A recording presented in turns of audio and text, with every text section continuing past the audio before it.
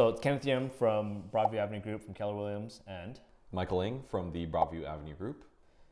Actually, we said that twice. Did we? Yeah. It's Kenneth. Add it up.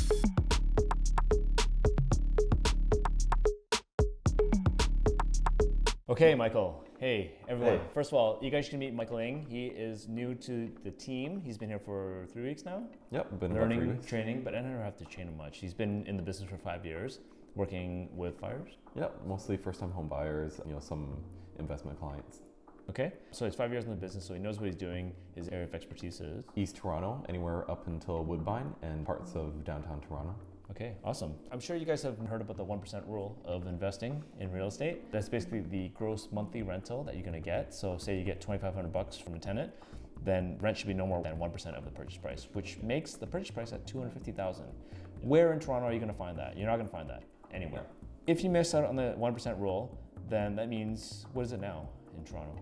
Really, we see a range from anywhere from 0.3 to 0.4. It really depends on what sort of real estate you're buying, whether it's commercial or whether it's private residential. Or how many units? Or how many units exactly. It's sort of tough to gauge exactly how close to the 1% rule you should be, which is why I'd say the 1% rule probably doesn't apply to Toronto at all. Yeah, it applies maybe in other parts of the states where purchase prices are lower. Yeah. Right?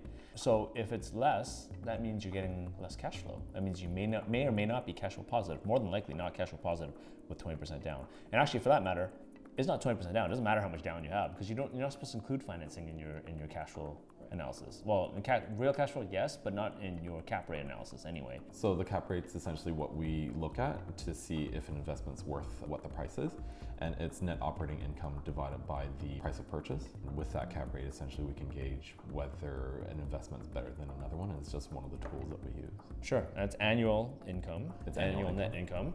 And net income meaning the gross rent minus the expenses, which generally is about half of what your income should be, which includes property management, maintenance and repairs, vacancies, taxes, insurance, things like that. So it should be about 50% of your rental income.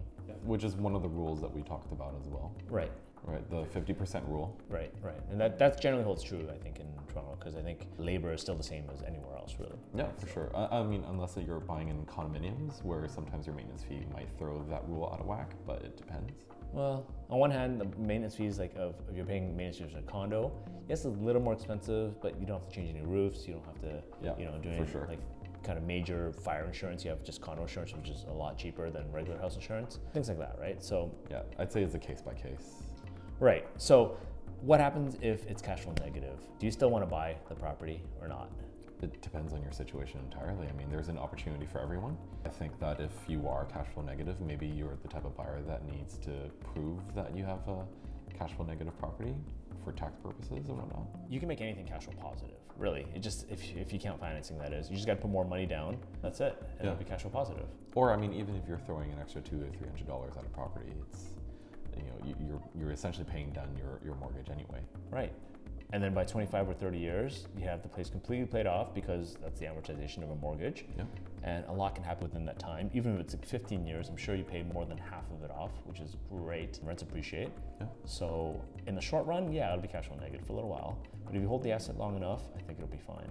Yeah, I mean, real estate should always, be approached with a calmer state of mind. I think you should always think about the future and what you can do with your real estate investment.